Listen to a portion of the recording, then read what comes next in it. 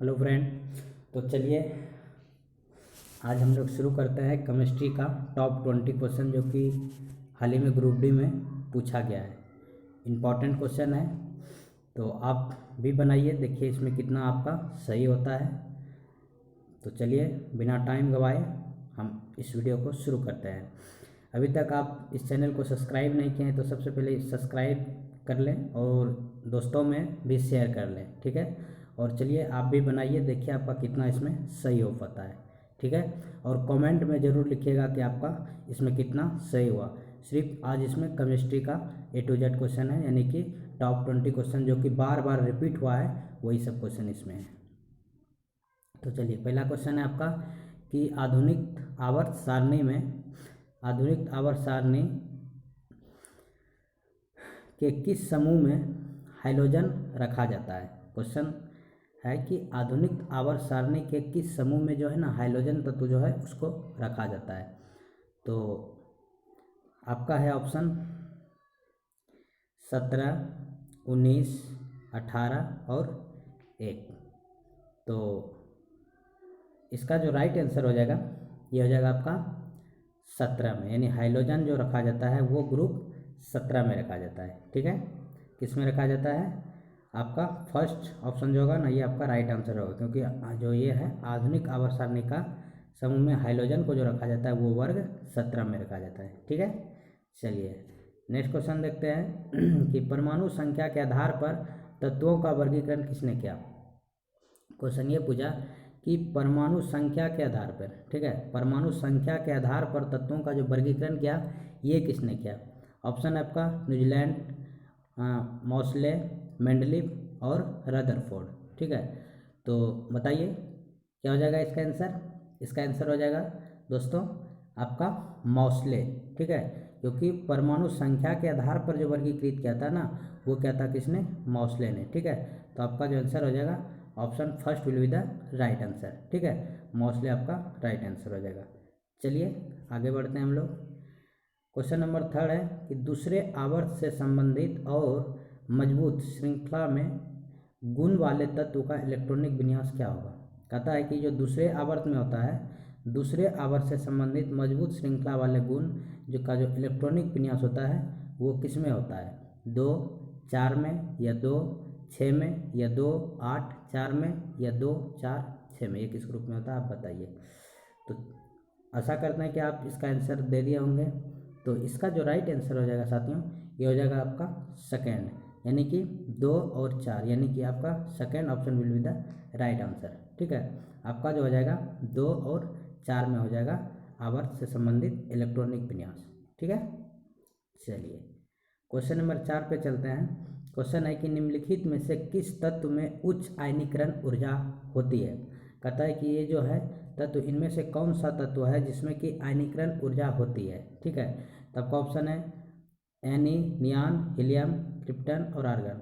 तो बोलिए क्या हो जाएगा आपका आंसर इसमें। तो आपका जो आंसर हो जाएगा इसमें हीलियम, क्योंकि हीलियम जो है ना ये किसी भी तत्व में उच्च आयनीकरण की क्षमता, यानी जो हीलियम है ये हीलियम की जो है ना उच्च आयनीकरण की क्षमता होती है। तो ये second option will be the right answer, ठीक है। तो आप भी जवाब देते जाइए कि आपका कितना इसमें सही हो रहा है। चलिए आगे बढ़ते हैं। नेक्स्ट क्वेश्चन है कि सोडियम से क्लोरीन की ओर जाने पर परमाणु का आकार क्या होता है। क्वेश्चन पूछा है कि जब सोडियम से, यानी कि सोडियम से क्लोरीन की ओर जब हम जाते हैं, ठीक है, तो जो परमाणु होता है उसकी आकार में क्या होता है, घटता है, बढ़ता है, समान रहता है, या पहले बढ़ता है या फिर घटता है। तो बताइए क्या हो जाएगा इसका आंसर। तो इसका जो आंसर हो जाएगा ये हो जाएगा कि घटता है, ठीक है। क्या हो जाएगा, second option will be the right answer, कि जब सोडियम से, ठीक है, सोडियम से जब हम परमाणु कैल्शियम की ओर जाएंगे तो जो परमाणु का आकार होगा वो घटेगा। क्या होगा, घटेगा। तो चलिए आगे बढ़ते हैं। नेक्स्ट क्वेश्चन नंबर है कि तीसरे आवर्त में, जो तीसरा आवर्त है, तीसरे आवर्त में मौजूद तत्वों में किस तरह की कक्षा होती है। ये क्वेश्चन पूछा गया। क्वेश्चन पूछा है कि तीसरे आवर्त में मौजूद तत्वों की किस तरह की कक्षा होती है। जैसे हम लोग जानते हैं कि क्या होता है KLMN, इस तरह से हम लोग जानते हैं जो कि आवर्त में होता है। तो इसी में पूछा गया है कि तीसरे आवर्त में, ठीक है, तो तीसरे आवर्त में मौजूद तत्वों की जो है ना किस तरह की कक्षा होती है। तो तीसरे आवर्त में पूछा है, तो तीसरे आवर्त में हो जाएगा आपका KL और M, यानी option first will be the right answer हो जाएगा, ठीक है। यानी कि तीसरे आवर्त में क्या हो जाएगा KLM, ठीक है। चलिए नेक्स्ट है कि निम्नलिखित में कौन सा तत्व अधिक इलेक्ट्रोनेगेटिव होता है। क्वेश्चन पूछा गया है कि निम्नलिखित में से जो है ना कौन सा तत्व अधिक इलेक्ट्रोनेगेटिव होता है, यानी सबसे अधिक जो है ना इलेक्ट्रोनेगेटिव कौन सा होता है, ठीक है, यही क्वेश्चन पूछा है। तो देखिए पूछा क्या है कि सबसे अधिक निम्नलिखित में से कौन सा तत्व सबसे अधिक इलेक्ट्रोनेगेटिव होता है। तो आपका ऑप्शन है एल्युमिनियम, सल्फर, फास्फोरस और क्लोरीन। तो बताइए इसका क्या आंसर हो जाएगा। सबसे अधिक पूछा है, कौन सा सबसे अधिक इलेक्ट्रोनेगेटिव, यही पूछा गया है। तो बताइए इसका आंसर क्या हो जाएगा। इसका जो आंसर हो जाएगा option 4 will be the right answer, यानी कि जो क्लोरीन होता है ना सबसे अधिक इलेक्ट्रोनेगेटिव होता है, ठीक है। तो ऑप्शन 4 आपका राइट आंसर हो जाएगा, ठीक है। चलिए नेक्स्ट है कि निम्नलिखित में कौन सा तत्व मेंडलीव के आवर्त सारणी में एक निश्चित स्थान नहीं पा सका। ये तो बहुत सिंपल क्वेश्चन है, आप लोग जानते होंगे जब पीरियोडिक टेबल पढ़े होंगे। तो क्या कहता है कि जो कौन सा ऐसा तत्व है जिसमें कि जो है ना एक निश्चित स्थान नहीं पा सका। तो ऑप्शन है आपका कैल्शियम, हाइड्रोजन, ऑक्सीजन और नाइट्रोजन। तो इसका जो आंसर हो जाएगा ये हो जाएगा हाइड्रोजन, क्योंकि जो पीरियोडिक टेबल इसमें हाइड्रोजन अभी तक स्थान नहीं पा सका, ठीक है। तो इसीलिए बोला गया कि एक निश्चित स्थान जो है ना ये नहीं पा सका। ये कौन हो जाएगा हाइड्रोजन, यानी second option will be the आपका राइट आंसर, ठीक है।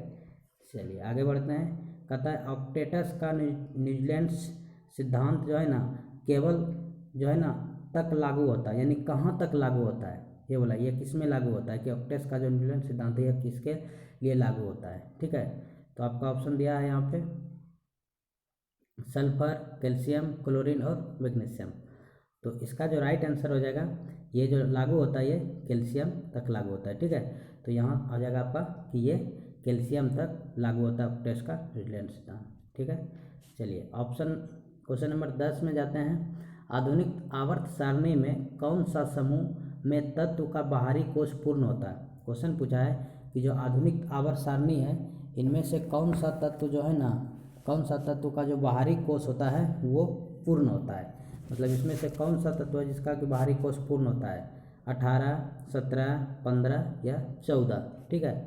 तो बताइए इसका जो राइट आंसर हो जाएगा ये आपका हो जाएगा वर्ग 18। इसमें हो जाएगा वर्ग 18 में जो हो जाएगा इसका कोश पूर्ण होता है, ठीक है।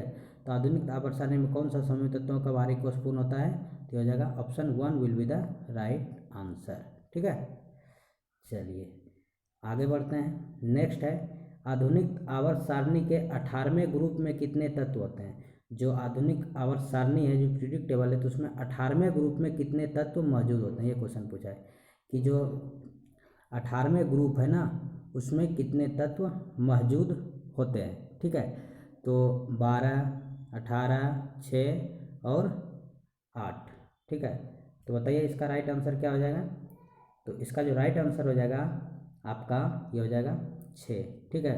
कि आधुनिक आवर्त सारणी में 18वें ग्रुप में जो है ना 6 तत्व मौजूद होता है, ठीक है। तो option 3 will be the right answer. चलिए नेक्स्ट क्वेश्चन है धातु के किस गुण के कारण उसके उत्तर फाइल बनाने में आसानी होता है। और धातु के किस गुण के कारण उसके उत्तर फाइल बनाने में आसानी होता है, ये क्वेश्चन पूछा गया। तो देखिए इसका जो राइट आंसर हो जाएगा ये हो जाएगा अगात वर्धनीयता, ठीक है। क्या हो जाएगा इसका अगात वर्धनीयता हो जाएगा, इसी के कारण उसे बनाने में आसानी होता है। चलिए नेक्स्ट क्वेश्चन है कि परमाणु क्रमांक 57 वाला तत्व का संबंध रखता है। अब ये पूछा है कि परमाणु क्रमांक 57 वाला जो है ना तत्व का संबंध रखता है, ये क्वेश्चन पूछा गया है, ठीक है। तो इसका जो आपका राइट आंसर हो जाएगा कि संबंध रखता है, तो ये हो जाएगा आपका कौन सा डी ब्लॉक, ठीक है। कहाँ से ये संबंध रखता है, ये जो संबंध रखता है ये डी ब्लॉक से संबंध रखता है, ठीक है।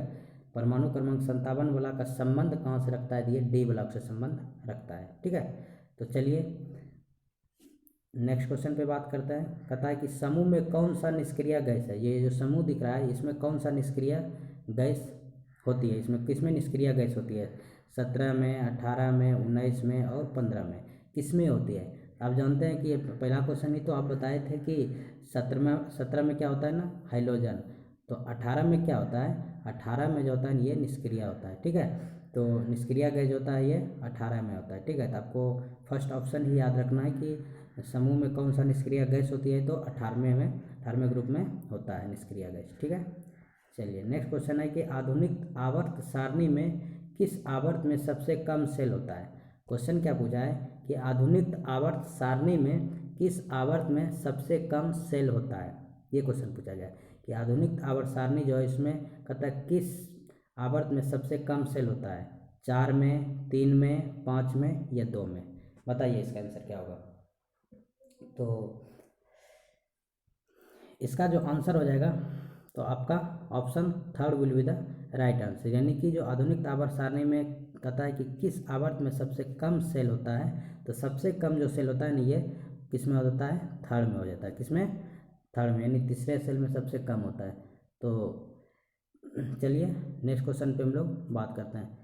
तो दोस्तों अभी तक इस चैनल को आप सब्सक्राइब नहीं किया है तो इसको सब्सक्राइब भी ज़रूर कर लीजिएगा, ताकि इसी तरह से आपको जो कि बार बार रिपीटेड क्वेश्चन है इस तरह से आपको हम इसी तरह से सेट लेके आते रहें। और ये सेट नंबर 3 है, सेट नंबर दो तक हो गया, सेट नंबर तीसरा है। तो अगर वो भी अभी नहीं देखा है तो आप चले जाइएगा, इसका प्ले स्टोर में आपको वीडियो मिल जाएगा। ठीक है, तो चलिए नेक्स्ट है कि निम्नलिखित में कौन सा द्रव अवस्था में पाए जाने वाला अधातु है।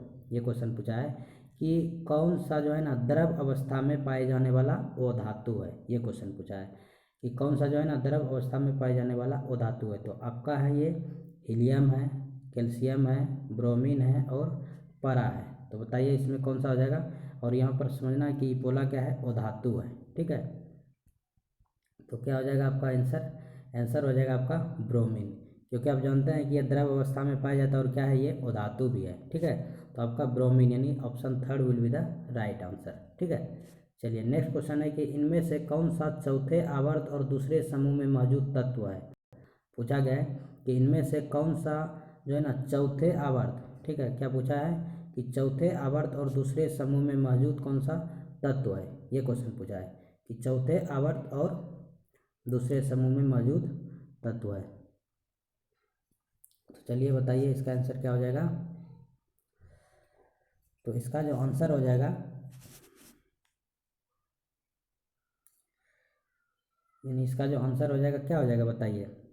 ये हो जाएगा कैल्शियम ऑप्शन दिया है, मैग्नीशियम दिया है और पोटासियम दिया है और क्या है आपका एल्युमिनियम दिया है।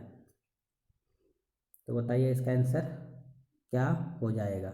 ठीक है, तो इसका जो आंसर हो जाएगा आपका फर्स्ट नंबर ऑप्शन आंसर हो जाएगा, क्योंकि कैल्शियम जो होता है ये चौथे आवर्त और दूसरे समूह में मौजूद होता है। तो इसका आंसर हो जाएगा कैल्शियम। ठीक है, चलिए नेक्स्ट क्वेश्चन है कि जब मेंडलीफ ने अपना काम शुरू किया था तो उस समय कितने तत्व का ज्ञात है। तो बहुत सिंपल क्वेश्चन है कि जब उसने काम शुरू किया था तो उस समय तो मात्र 63 ही क्या थे तत्व ज्ञात थे। ये तो बहुत सिंपल है, इसका आंसर 63 हो जाएगा। चलिए नेक्स्ट है कि 35, 53 और 85 की परमाणु संख्या का तत्व जो दर्शाता है ये किस में दर्शाता है। जो 35 है, 53 है और 85 है, तो ये जो परमाणु संख्या जो दर्शाता है ये किसको दर्शाता है। तो आइए जानते हैं इसका आंसर क्या होगा। तो ऑप्शन यहाँ पे दिया है, एल्काइन दिया है, निष्क्रिय गैस दिया है, हाइड्रोजन दिया और हाइलाइट दिया है। तो इसका जो राइट आंसर हो जाएगा ये हो जाएगा हाइड्रोजन। क्या हो जाएगा, हाइड्रोजन को ये दर्शाता है। ठीक है, तो याद रखिएगा option third will be the right answer. चलिए नेक्स्ट है कि मेंडलीफ के आवर्त सारणी में ऊर्ध्वाधर कॉलम को क्या कहा जाता है। देखिए मेंडलीफ के आवर्त सारणी में क्वेश्चन पूछा है कि जो मेंडलीफ है ना उसके आवर्त सारणी में जो है ना आवर्त सारणी में ऊर्ध्वाधर कॉलम जो है ना उसको क्या कहा जाता है। ऑप्शन है वर्ग, आवर्त, इकाई, समूह। देखिए यहाँ पे रिपीट हो गया, समूह 2 बार लिखा गया है।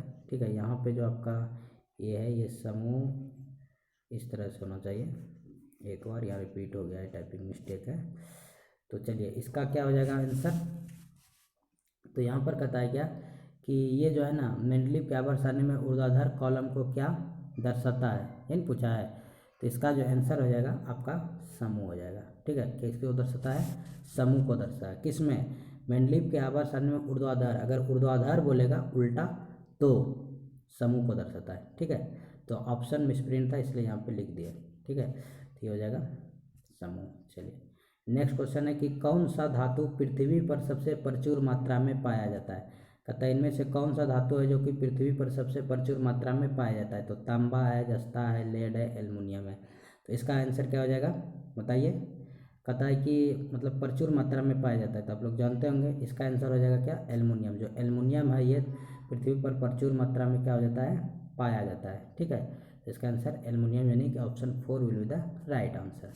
चलिए नेक्स्ट है कि आधुनिक आवर्त सारणी में छठे आवर्त में कितने तत्व मौजूद होता है। देखिए क्वेश्चन क्या पूछा है कि आधुनिक आवर्त सारणी में छठे आवर्त में कितने तत्व मौजूद होता है। जो छठा आवर्त होता है ना उसमें कितने तत्व मौजूद रहता है। तो आपका ऑप्शन है 32, 33, 35, 36।